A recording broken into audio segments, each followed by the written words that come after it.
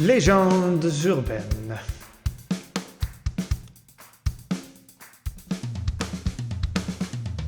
Ici Olivier Roy-Baillargeon. Bienvenue à ce nouvel épisode de Légendes urbaines, le balado de la chaire internationale sur les usages et pratiques de la ville intelligente de l'Université du Québec à Montréal.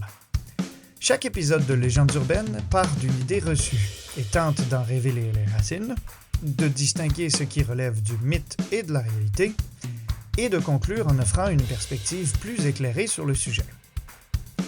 Aujourd'hui, on va essayer de répondre à quelques questions essentielles pour comprendre la transition socio-écologique et la part de réalité et de fiction qu'elle renferme. D'abord, quelle forme prendra cette transition si l'humanité ne parvient pas à s'entendre pour relever collectivement le défi de l'action climatique? Ensuite, quel sacrifice exigera cette transition? Mais aussi, quel gain en attendre pour la population, les entreprises et les gouvernements? Enfin et surtout, quel rôle ces différentes parties prenantes devraient-elles jouer dans la définition des chemins à prendre pour réussir cette transition et façonner la société de demain à son image? Pour voir plus clair dans tout ça, j'ai pris le temps d'en discuter avec Franck Scherer, professeur à l'École d'urbanisme et d'architecture de paysage et vice-recteur associé à la recherche et à l'innovation à l'Université de Montréal. Détenteur d'une maîtrise en géographie et d'un doctorat en urbanisme, il se spécialise sur les questions de l'action collective urbaine en matière de développement durable et de transition numérique et socio-écologique. Ses activités de recherche portent sur les nouvelles modalités de l'aménagement et de l'urbanisme, comme la participation publique, la prospective territoriale et la conception urbaine innovante.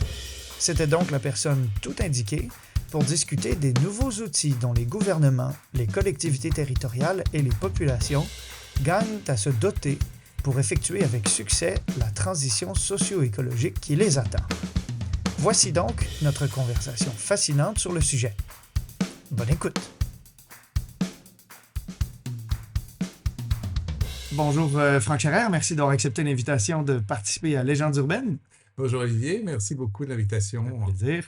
Alors, on voulait essayer de recontextualiser avec toi une notion, en fait, sur laquelle tu travailles beaucoup, celle de la transition socio-écologique, qu'on va évidemment prendre le temps de définir au fil de la conversation. Cette espèce d'idée, donc, que la société est appelée à changer et à se transformer assez radicalement pour répondre aux impératifs sociaux et écologiques, et un certain défaitisme ou un certain fatalisme de la part de certains observateurs nous amènerait à dire que cette transition socio-écologique relève de la science-fiction. Qu'est-ce que tu en penses, toi, de cette affirmation? Je vais te faire une première réponse courte, mais évidemment on va développer en deux phrases. La première, non, la transition socio-écologique ne relève pas de la science-fiction, mais il faut vraiment qu'on en discute, de cette affirmation-là. C'est important. Et dans une certaine mesure, la science-fiction peut aider à faire la transition socio-écologique. Ah oui? Alors, voilà, c'est un petit mystère, là, c'est une réponse entre les deux. Ah, En tout OK. cas, c'est comme le chat de Schrödinger, c'est un peu les deux en même temps. Est-il vivant, est-il mort? Donc, cette transition socio-écologique, si on commençait par définir en quoi elle consiste, de ton œil de chercheur, de citoyen, on fait la transition de quoi vers quoi? Alors, c'est sûr que ça prend en fait effectivement une définition comme toujours. La transition socio-écologique, en fait, au départ, c'est le terme transition qui est important. Puis transition, en fait, c'est un terme qui a été surtout utilisé au départ par des scientifiques comme des physiciens, des chimistes, etc., qui en fait étudiaient des systèmes complexes. Et transition, ça veut dire changement profond du système. Bon. Évidemment, quand on parle de transition socio-écologique, c'est plutôt du système sociétal, de nos modes de développement, notre système socio-économique dont on parle. Mais il s'agit toujours d'une transformation profonde de ce système sociétal ou socio-économique. Donc, la première chose qu'on peut dire, c'est que les changements qui sont liés notamment au bouleversement écologique en cours, comme les changements climatiques, la chute de la biodiversité, des modes de consommation de matière qui impactent de plus en plus la planète. Ce sont des changements qui ont cours, dont une partie sont irréversibles. Donc, quoi qu'il arrive, on est dans la transition socio-écologique. C'est-à-dire, quoi qu'il arrive, dans 30 ans, notre société ne ressemblera plus à celle d'aujourd'hui. Qu'on ait choisi délibérément de commencer avant qu'il soit trop tard ou qu'on soit mis devant le fait accompli et qu'on n'ait plus le choix puisque le contexte va nous y forcer. Ça va nous y forcer et on va être obligé de gérer les impacts de tout ça. Donc, de toute façon, par exemple, peut-être que le prix des matières premières va devenir tellement élevé que de toute façon, on ne pourra plus consommer comme on consomme aujourd'hui. Ce genre de choses. Donc, ce n'est pas forcément par l'action que ça va se passer, mais aussi par l'inaction.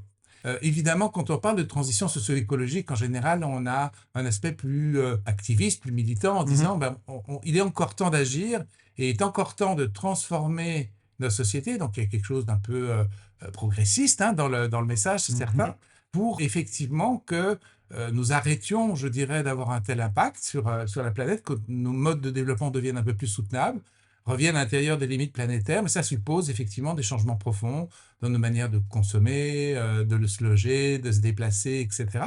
Des changements qui ne sont pas forcément négatifs, mais qui évidemment il faut accompagner.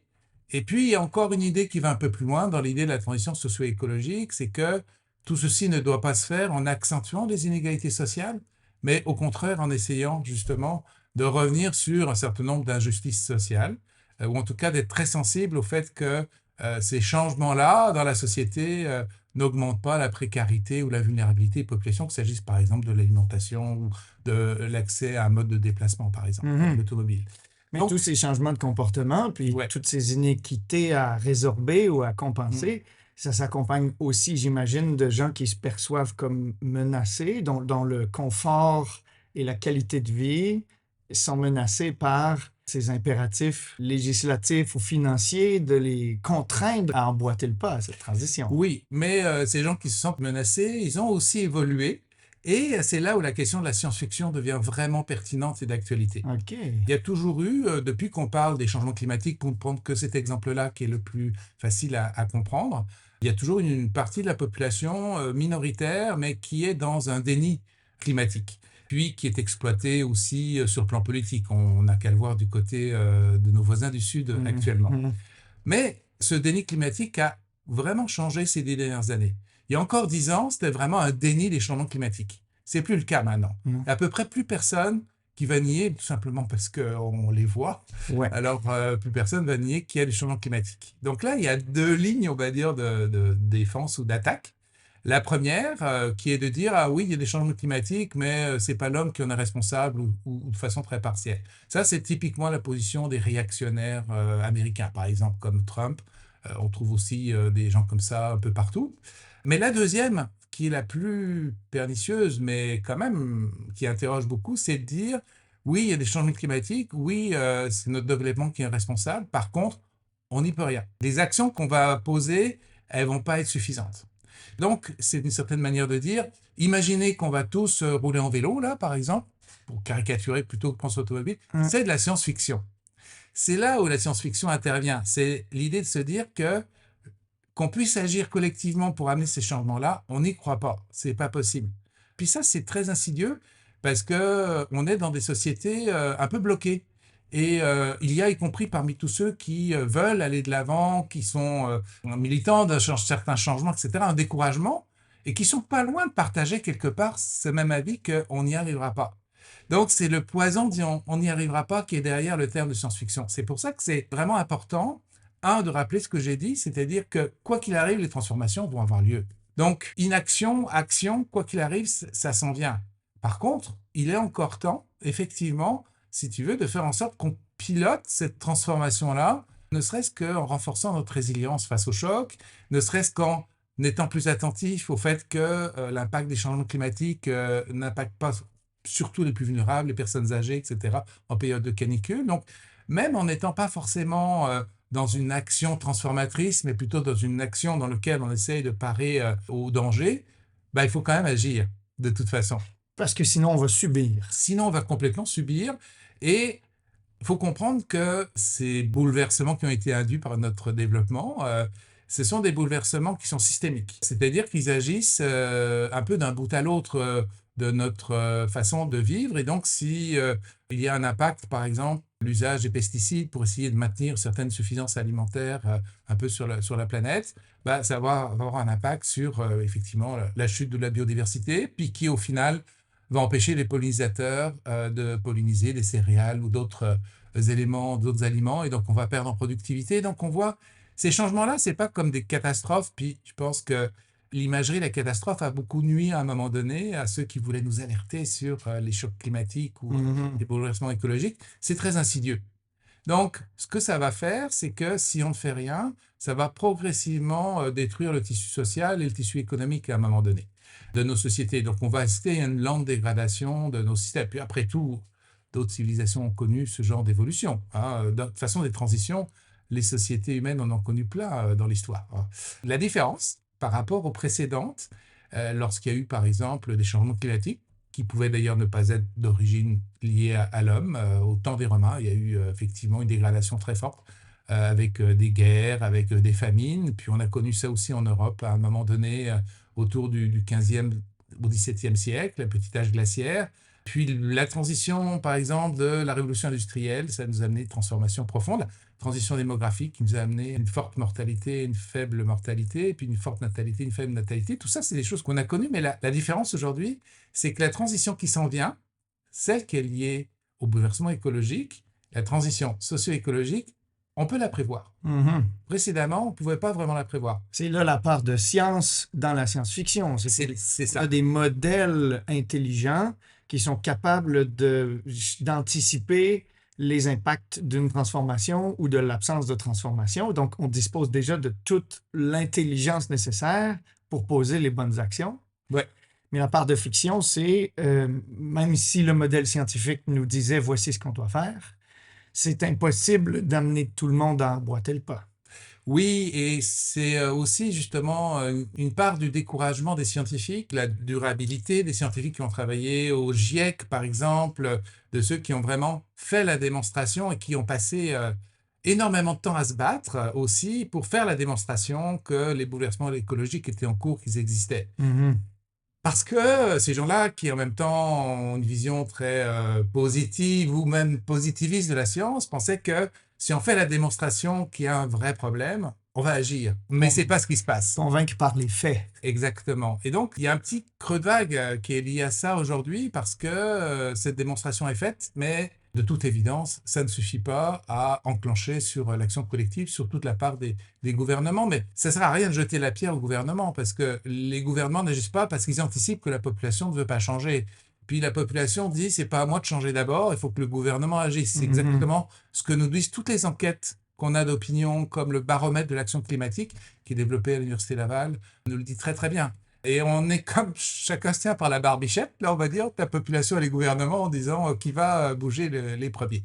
C'est là où un peu de science-fiction va pouvoir servir parce que qu'est-ce qui nous bloque quelque part? C'est justement l'idée qu'on est bloqué. Alors, si on est capable de s'imaginer vers quoi peut aller une transition socio-écologique qui peut être non pas subie, mais plutôt sur lequel on a pu agir, si on peut notamment voir que ce futur-là est désirable, très différent, mais qu'il propose un autre pacte social entre gouvernement et société. Donc, ce travail de fiction, de science-fiction, qui permet de s'imaginer un futur, par exemple, dans le Québec, qui aurait réussi sa transition socio-écologique, ça peut grandement aider, et c'est ce qu'on constate dans des actions que je mène avec mon équipe Chemin de Transition. On organise ce type de débat sur le futur de la transition socio-écologique. Ça amène la question ailleurs en disant, non pas on est incapable de changer, mais si on veut aller vers ce futur-là, qu'est-ce qu'on est capable de faire? C'est là qu'intervient la méthode que vous utilisez, parce que le terme chemin de transition, il n'est pas anodin. On ne se demande pas, du point où j'en suis aujourd'hui, quelle est la première étape que je dois faire et où me mènera-t-elle? On se demande au contraire, nous devons avoir ce point d'arrivée. Quelles sont rétroactivement les étapes nécessaires pour parvenir à cette fin du point où nous en sommes aujourd'hui? Oui, tout à fait. Puis le mot pour cette méthode, c'est la méthode prospective. Mais avant même de parler de méthode prospective, finalement, il faut d'abord parler d'anticipation du futur. OK. Puis l'anticipation du futur, c'est quelque chose à la fois qui est le propre de l'homme, qu'on pratique tous les jours, parce que tous les jours, on consulte la météo pour savoir le temps qu'il va faire dans la semaine. C'est pas dans un futur éloigné, mais... Non, c'est pas dans un futur éloigné, mais en fait, c'est quelque c'est- chose qu'on pratique individuellement plutôt sur le court terme, Ouais. mais qu'on a du mal à pratiquer collectivement sur des périodes de long terme. Et des périodes donc de forte incertitude. Puis c'est là où effectivement tout cet appareillage qui était très utile pour mesurer les impacts, là, pour prévoir, etc., montre un certain nombre de limites parce que tous ces scénarios, comme par exemple les scénarios du GIEC, qui disent que avec une hausse de température de 1,5, voilà les impacts qu'on peut avoir, sont capables même de dire quels sont les principaux types de gestes qu'il faudrait poser, etc. Ces méthodes-là de prévision qui partent du présent pour aller vers le futur ne sont pas capables vraiment d'évaluer des changements profonds, des changements de comportement, des changements de normes sociales. Or, en fait, si on a un regard rétrospectif, on se rend compte que depuis 25 ans ou 30 ans, il y a eu des changements tout à fait profonds dans notre société qui relèvent autant de la norme sociale que donc des comportements, que aussi d'un ensemble de politiques qui ont été menées. Mhm. Donc, si par exemple, le fait d'être propriétaire d'une voiture n'est plus la norme dominante, ben, ça peut amener des changements profonds que les modèles ne sont pas capables d'anticiper aujourd'hui. Par contre, la prospective, c'est le et si. Donc, et si il y avait ces transformations-là et puis d'autres, et donc on peut imaginer beaucoup de choses qui sont proches de la science-fiction. D'ailleurs, dans la prospective, il y a des techniques qui s'appuient sur la science-fiction, par exemple pour imaginer des objets du futur. Mhm. Ça s'appelle le design fiction, c'est comme le design appuyé sur la science-fiction, parce que ça permet de se projeter dans effectivement quelque chose de différent, et donc d'essayer de passer le cap de l'incertitude pour pouvoir effectivement imaginer des façons de consommer, d'utiliser des objets, comme si les objets du futur revenaient avec des machines de remonter le temps jusqu'à nous, puis ça permet d'ouvrir une conversation sur ces modes de vie de demain. Il y a une limite entre la prospective et la science-fiction. C'est que la science-fiction, effectivement, est comme une sorte de catalogue d'imaginaire dans lequel on peut aller puiser des choses qui peuvent permettre d'imaginer effectivement le futur, mais la science-fiction est une œuvre qui, justement, c'est l'aspect fiction, euh, ne se préoccupe pas du fait qu'il puisse y avoir un chemin possible entre aujourd'hui et les futurs qu'elle dessine, par Mhm. exemple. Juste 10 ans en arrière, presque tout le monde était convaincu que aujourd'hui, toutes les voitures seraient entièrement autonomes, Hmm. que tout le monde, en appuyant sur notre téléphone, on aurait une voiture qui viendrait nous chercher, on pourrait s'asseoir dedans, on n'aurait pas besoin de la conduire. Et manifestement, il y a certains changements qui nous semblaient tout près, qui tardent énormément à se produire. Au tournant des années 2000, personne n'aurait imaginé que les téléphones intelligents prendraient la place qu'ils ont aujourd'hui dans nos vies. Donc, il y a certains autres changements qui paraissent encore plus invraisemblables, qui, eux, se sont matérialisés. Oui, l'exemple du téléphone est intelligent parce que ce qui est innovant finalement dans le téléphone intelligent, c'est que justement, c'est pas un téléphone. Et donc, ce qui est intéressant, c'est que quelque part, il a été pensé comme un téléphone avec des fonctions augmentées, mais il ne sert absolument plus à téléphone. Il n'y a qu'à voir les jeunes de la génération Z Ouais. qui ne téléphonent jamais, mais qui s'échangent des messages parlés. Ce qui est quand même assez extraordinaire, ce qui montre à quel point la société est capable de transformer l'innovation technologique et non pas l'inverse. Et ce dont tu viens de parler, c'est une autre forme d'anticipation du futur, qui est le futurisme. Et le futurisme, c'est quelque chose qui, par exemple, est très, très présent à la Silicon Valley. OK. D'ailleurs, ce sont des grands admirateurs. Ça a été un mouvement artistique italien du début du XXe siècle qui était fondé sur l'idée que la technologie, donc la vitesse, les trains, les voitures rapides, l'avion, allait totalement transformer la société et amener un homme nouveau. Et ce futurisme a fait le lit du fascisme, en fait, italien. Oh. Et c'est aujourd'hui très revendiqué par des manias de la Silicon Valley comme Peter Thiel ou comme Elon Musk, ce rapport au futurisme, c'est-à-dire à cette idée, il y a le transhumanisme qui est là aussi, c'est-à-dire qu'on va transformer l'humanité, en faire des hommes transformés avec des implants, aller sur Mars. C'est toujours cette même imaginaire qui est en fait un imaginaire typiquement occidental, du progrès indéfini et de la transformation technologique pure. Alors, les voitures autonomes, c'était exactement ça. Donc, ce type d'anticipation du futur auquel on est très habitué, c'est de la pensée magique. C'est de la pensée magique qui, évidemment, sert des entreprises à vendre des tas de choses. Ouais. Mais c'est la pensée magique auquel aussi on est forcément sensible parce qu'on a été élevé là-dedans. On a été élevé dans cette idée que la technologie allait nous apporter la solution. Mhm. Puis, le principal danger, finalement, de la transition socio-écologique, comme science et fiction. C'est d'un côté effectivement une forme de déni climatique qui va dire on ne va pas en arriver, mais c'est aussi le solutionnisme. technologique. Ouais. Ça, c'est vraiment encore plus pernicieux parce que il y a encore pas mal de monde qui vont se dire, ben voilà, le problème du solutionnisme technologique, c'est que aucune des solutions qui est apportée, par définition, n'est à l'échelle du système. Un exemple qu'on peut maintenant bien comprendre, c'est celui de l'électrification des automobiles. Mhm. C'est encore aujourd'hui, même si c'est un tout petit peu moins vrai, mais il y a encore 5 ans en arrière, c'est la solution que les gouvernements, notamment au Canada, au Québec, nous ont vendue pour faire la transition énergétique. Ouais. En disant, pour réduire les GES, il suffit d'électrifier les modes de transport. De cette façon, on n'aura absolument pas besoin de changer quoi que ce soit C'est dans ça, notre mode de vie, dans nos exactement. modes de consommation. Ben oui, C'est le contexte, c'est l'environnement qui va régler le problème et l'humain, lui, pourra poursuivre poursuivre son comme, chemin, comme s'il avait exactement, été. son chemin électrique, c'est ça. Ouais. Moi, ça m'a intéressé, j'ai trouvé que la question de la voiture électrique a suscité quand même beaucoup de questions dans la société, puis c'est quand même assez positif parce que ces questions étaient souvent assez pertinentes. Bon, outre évidemment que la logique du capitalisme a fait que les industriels ont voulu vendre au plus cher les automobiles électriques et donc de créer un gap entre la capacité d'acquisition d'une voiture et puis le coût d'achat de la voiture électrique, ce qui freine aujourd'hui son développement, mais surtout, les gens se sont posés des questions sur est-ce que ça va vraiment changer quelque chose. Puis, ils se sont progressivement rendus compte, pas tout le monde, mais quand même pas mal. En fait, il y aura toujours autant de congestion, par exemple. Bon, parce qu'il y aura toujours autant d'automobiles. Qu'elle soit électrique ou à C'est ça. essence. Par contre, c'est sûr que si ça me coûte beaucoup moins cher de rouler, bah, je pourrais rouler plus longtemps. Donc, je pourrais peut-être aller me chercher une maison plus loin, donc continuer à ce que les villes s'étalent, consomment du sol agricole, Mm. participent de la déforestation et de l'imperméabilisation des sols qui vont augmenter les phénomènes liés au changement climatique, c'est-à-dire les pluies et les inondations qui sont liées aux pluies, Donc, etc. une solution qui engendre ou De nouveaux exacerbe. problèmes, c'est ça, exactement. Mm. Et il y a quand même pas mal de gens qui commencent à comprendre ça. Je pense que ça me donne l'idée que les gens commencent à avoir une conception un peu systémique des changements qui sont à opérer.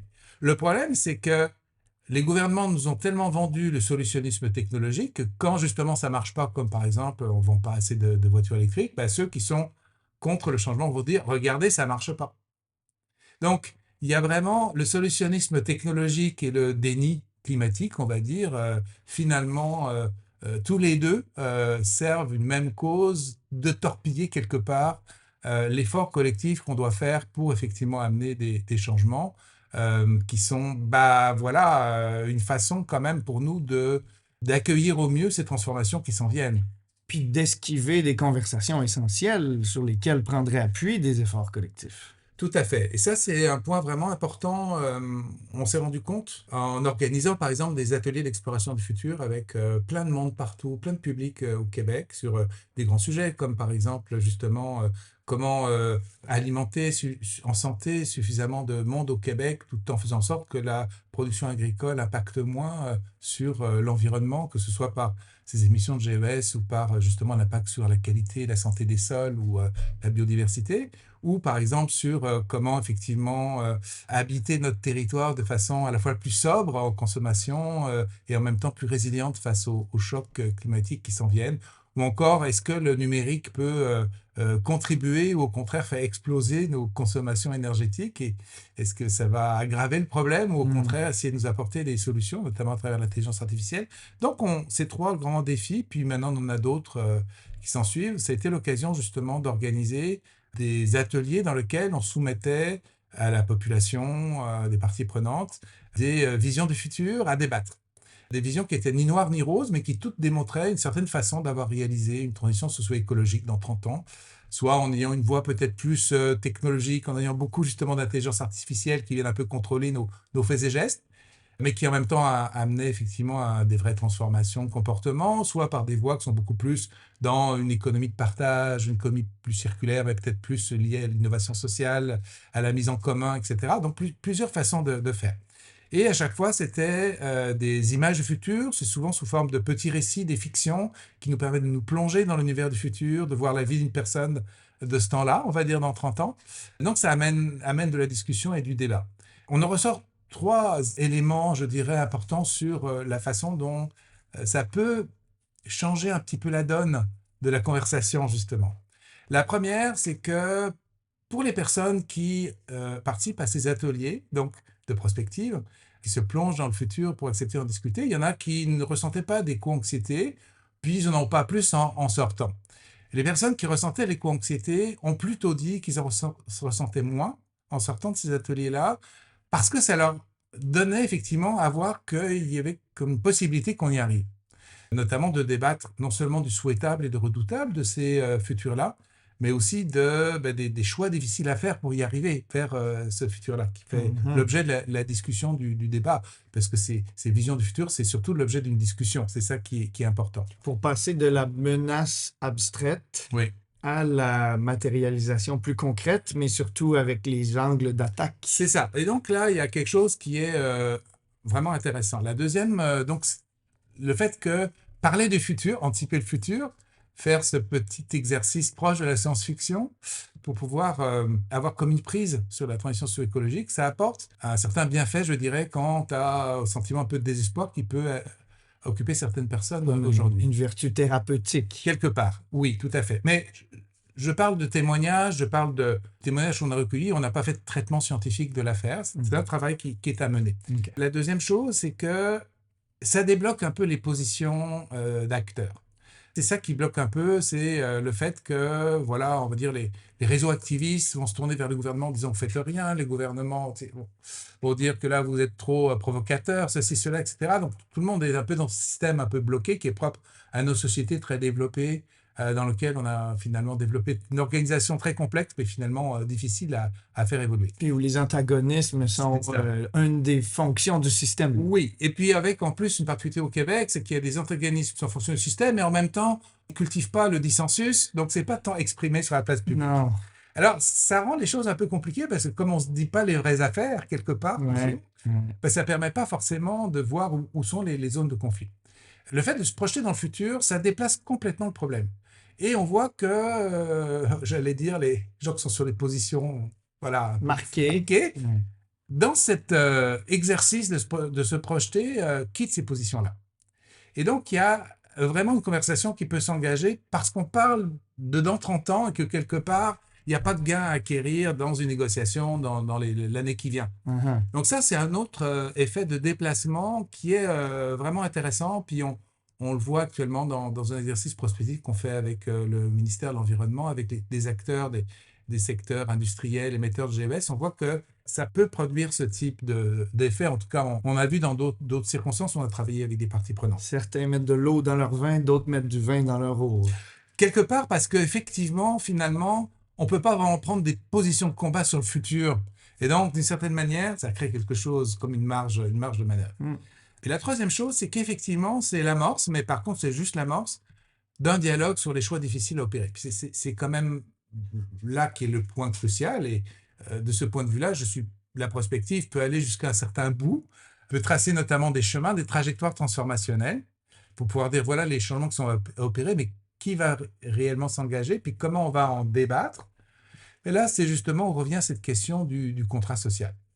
Le contrat social, c'est cette sorte de grand engagement tacite qu'ont nos sociétés, dans lequel les citoyens les citoyens consommateurs, usagers, etc., la population, va déléguer d'une certaine manière un certain pouvoir décisionnel en votant pour des représentants, va accepter de ne pas se venger, mais de laisser la police et la justice faire ça à sa place, va accepter une certaine alignation au travail en échange d'un revenu relativement garanti qui permette de consommer.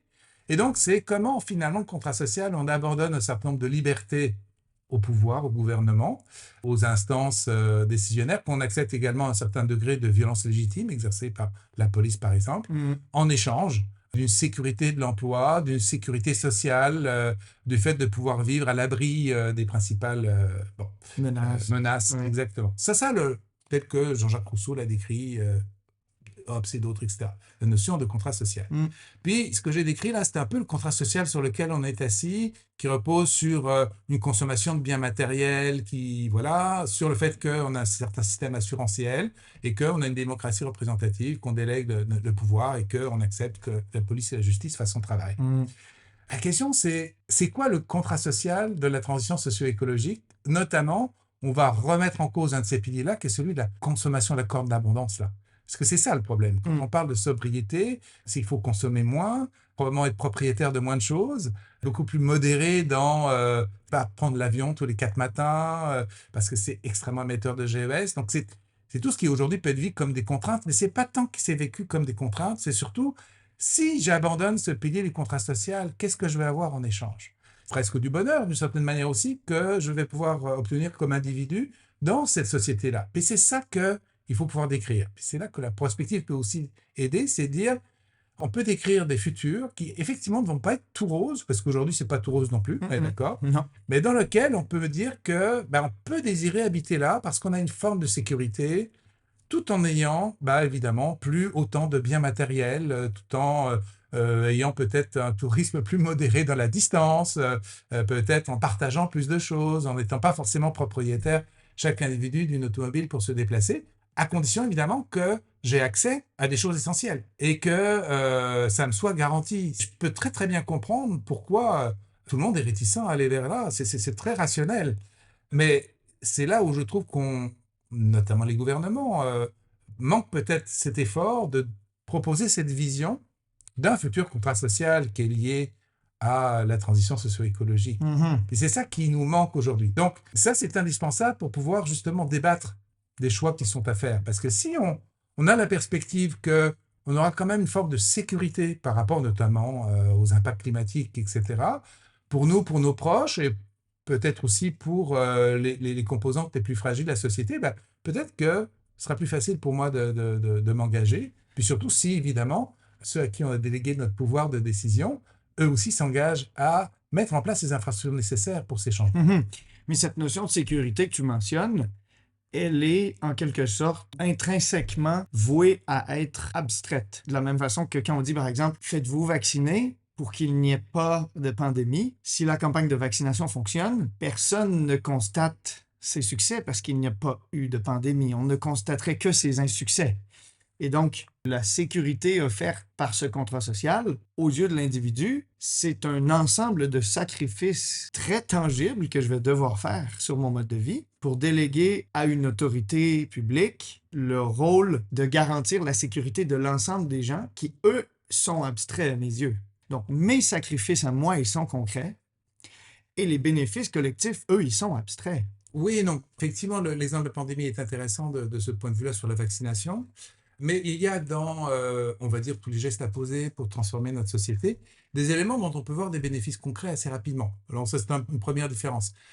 On peut vraiment ressentir la différence de, par exemple, le fait de verdir les villes et de planter des arbres Mhm. assez rapidement. Et ceux qui en font l'expérience sur le fait que ça, par exemple, apporte effectivement un véritable soulagement en tant que canicule, peuvent très bien... Le bouche à oreille fonctionne de ce point de vue-là, de cette manière. Donc, c'est pas vrai pour tout, mais dans l'inaction, il y a beaucoup d'anticipation du coût présumé que cela va apporter, effectivement. Puis, si on va aller au cœur du problème, qui est, par exemple, la possession d'une automobile dans une société comme celle québécoise, il faut à la fois, évidemment, absolument garantir, d'une manière ou d'une autre, l'accès. Il faut que tout le monde ait accès à ce dont il a besoin pour vivre, pour travailler, et y compris accès pas seulement à une échelle très contrainte, mais accès à du choix. Mhm. Et en même temps, il faut pouvoir montrer que la dépossession automobile peut très bien fonctionner parce que ça n'enlève pas ce choix-là. Mais pour ça, il y a des méthodes, des outils qui permettent de faire tester, il y a des campagnes, il y a des façons de travailler ce type de décision. Puis évidemment, une action publique à mener, si tu veux, pourrait inciter beaucoup, rendre favorable, si tu veux, l'usage de choses alternatives, de modes de déplacement alternatifs. Il faut que les entreprises aussi soient actives dans ce domaine-là. Il y en a qui le sont déjà. Donc, d'ailleurs, les bénéfices peuvent quand même se voir à relativement court terme. Donc, je ne serais pas aussi absolu, je dirais, dans la démonstration que tu l'as été, même si, effectivement, il y a quand même un pari sur l'avenir qui est fait. Alors, encore une fois, c'est là où le fait de pouvoir l'anticiper, cet avenir-là, de pouvoir avoir l'impression qu'il est relativement tangible, qu'on peut en avoir une image, c'est très clair que ça aide à prendre des décisions, si tu veux, sur ce pari-là, d'engager un peu plus ce pari-là. Donc, je reviens un peu à l'intérêt de la prospective dans cette... Et en fait, l'intérêt pas tant de la prospective que de démocratiser la littératie des futurs, c'est-à-dire le fait de démocratiser l'accès pour tout le monde, a la capacité à se donner des images du futur. Et en discuter tous ensemble Oui, pour définir à quoi on voudrait oui. qu'il ressemble. Parce que de cette façon, on s'approprie à la fois les possibles, mais on contribue à influencer la pensée des autres personnes qui aident à les définir, ces possibles. D'ailleurs, c'est comme ça que la société du progrès a opéré. C'est à travers la multiplication dans les écoles, dans les journaux, etc., d'images du futur, qui donnait à voir, si tu veux, un progrès qui était en même temps un progrès de l'humanité. Donc, je pense que on peut plus être dans cette logique du progrès qui était un progrès technologique et un progrès aussi dont il faut bien dire que les bases étaient colonialistes et plein d'autres choses, etc. Mhm. Mais cette idée de se donner quand même des images du futur, elle peut être conservée et on l'a comme un peu jetée avec, d'une certaine manière, la fin d'une certaine modernité, des crises qui ont donné l'impression qu'effectivement, on n'allait plus vers ce type d'horizon. Évidemment, la fin de l'idéologie communiste aussi a contribué à ça.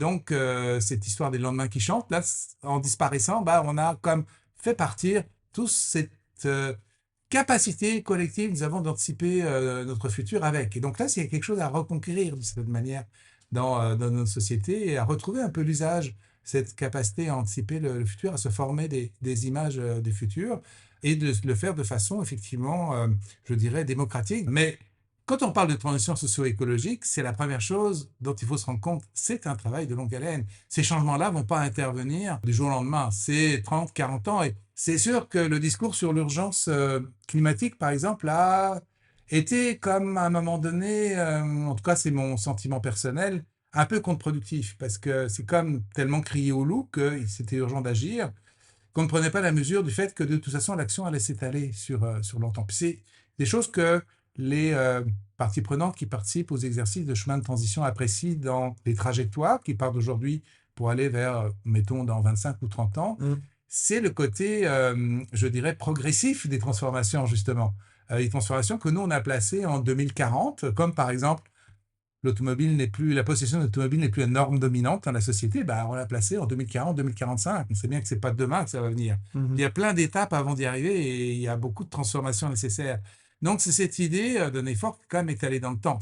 C'est là aussi, je reviens à ce que tu disais tout à l'heure, abandonner ce qu'on a pour des croyances du futur, mais c'est pas tout abandonner tout de suite. Ok. C'est commencer par un bout, puis c'est surtout pas le faire seul. Puis là, il y a eu aussi quelque chose qui n'a pas aidé à cette idée de transition écologique dans notre société nord-américaine, qui est très individualiste dans sa façon de penser le rapport à la société. Ce qui fait société est quand même beaucoup dans l'individualisme, mais surtout dans l'action individuelle.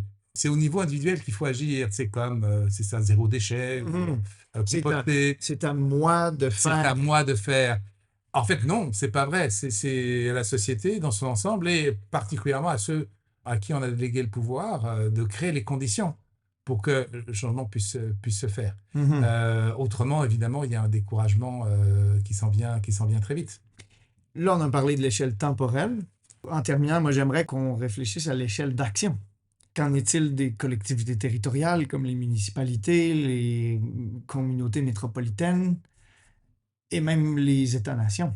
Quelle est la part d'action sur cette capacité à acter la transition socio-écologique qui est intrinsèquement liée à des efforts coordonnés à l'échelle planétaire? Dans le pensée global, agir local, quelle est la capacité d'action du local?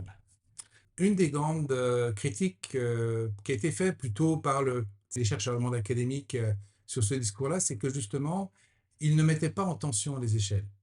Et qu'ils ne mettaient pas en tension le fait que c'est pas parce qu'il y avait tu sais, un enjeu planétaire qu'on était capable d'agir localement, ou que Mhm. parfois même l'action locale pouvait être différente de celle qui était donnée par le niveau global. Lorsqu'on parle de transition socio-écologique, c'est sûr qu'on parle de changement à l'échelle d'un système. Donc, on ne peut pas imaginer qu'à une échelle donnée, on puisse agir tout seul.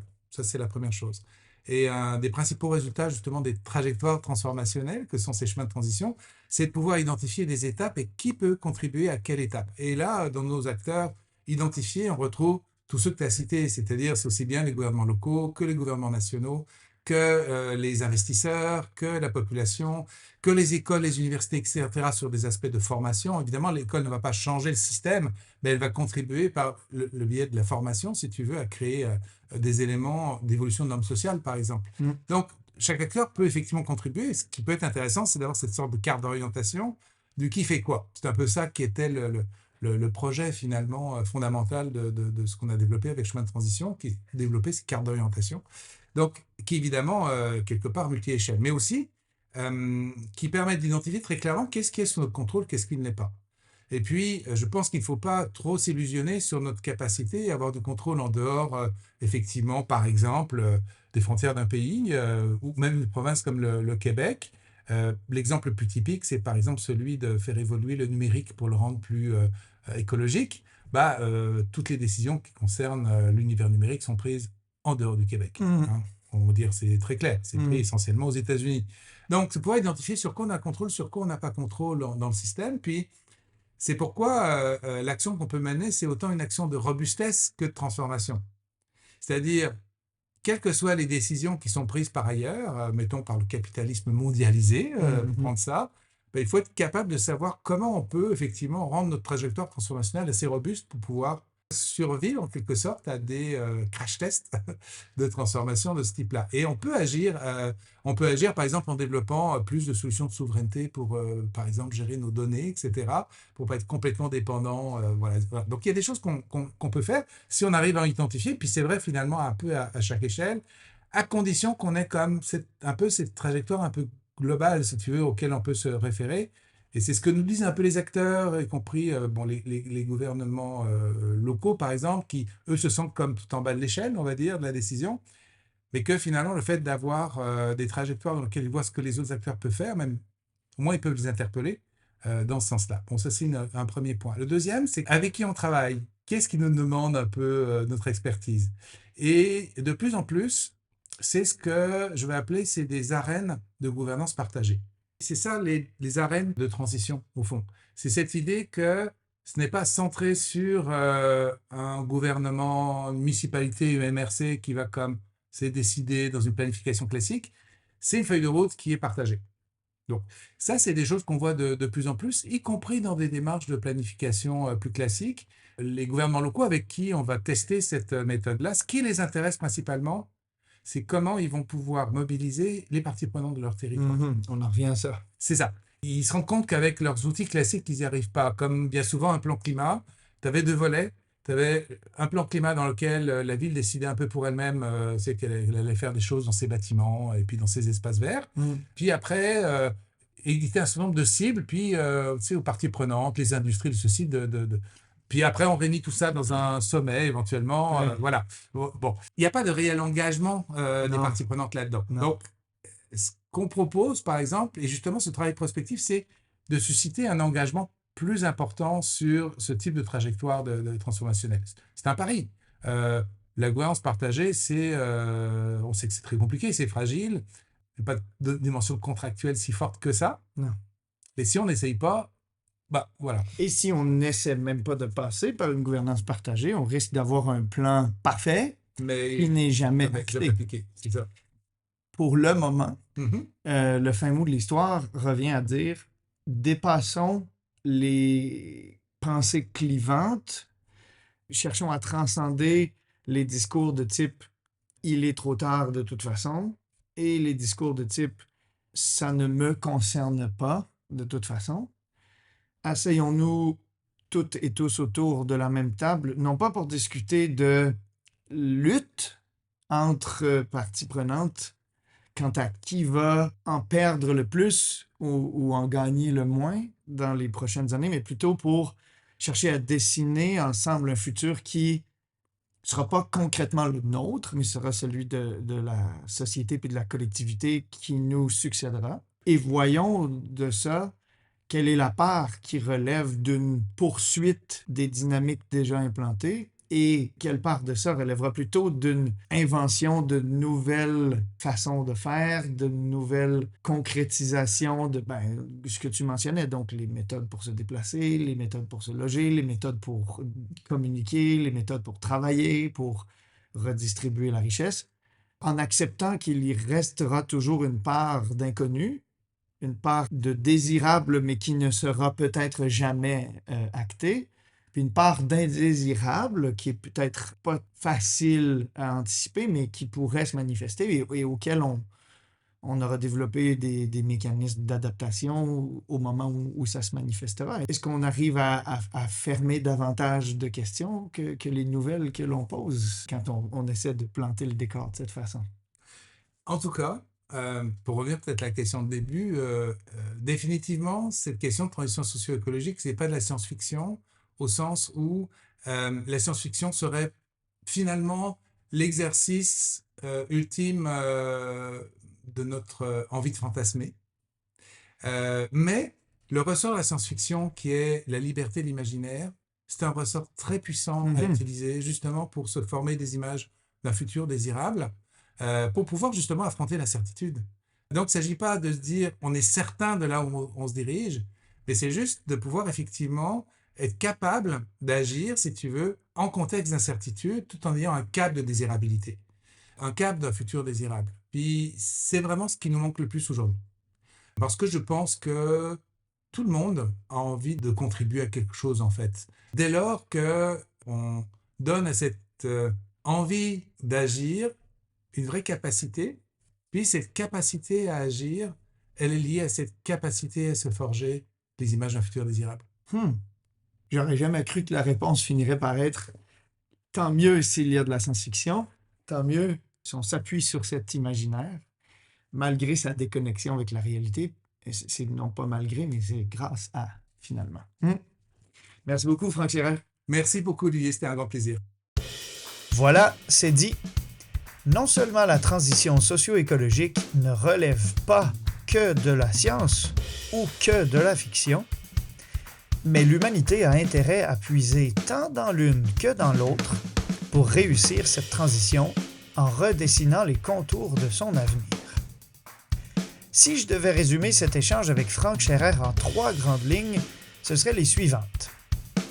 Premièrement, il n'y a plus de doute que le clivage habituel entre négationnisme et alarmisme climatique n'apporte rien de concret aux tentatives de relever les défis socio-écologiques des prochaines décennies. Il n'y a plus lieu de débattre sur l'existence et l'urgence d'une crise à cet égard. L'heure est venue de se concerter pour s'assurer que les générations futures n'en subissent pas les conséquences. Deuxièmement, la propension de l'humanité à chercher des solutions technologiques à ses problèmes socio-écologiques est tout à fait compréhensible, compte tenu de son penchant naturel pour le futurisme, mais elle fait diversion. Les nouvelles technologies doivent être non pas des fins, mais plutôt des moyens au service de la transition. Troisièmement, enfin, la prospective et la gouvernance partagée offrent un potentiel très intéressant pour surmonter les clivages habituels, s'élever au-dessus des débats contre-productifs et concevoir de nouvelles solutions à l'échelle du système plutôt que cantonnées à la sphère technologique. Ici aussi, il semble que la concertation et la coordination représentent des avenues prometteuses, voire incontournables. Qu'en pensez-vous? Qu'avez-vous retenu de cet échange avec Franck Scherer? Comment se dessine la transition socio-écologique, selon vous? La société de demain ressemble-t-elle à une œuvre de science-fiction? Écrivez-nous sur les médias sociaux de la Chaire internationale sur les usages et pratiques de la ville intelligente de l'UQAM ou via le site villeintelligente.esg.uqam.ca. Merci pour votre écoute et à bientôt pour un prochain épisode de Légendes urbaines.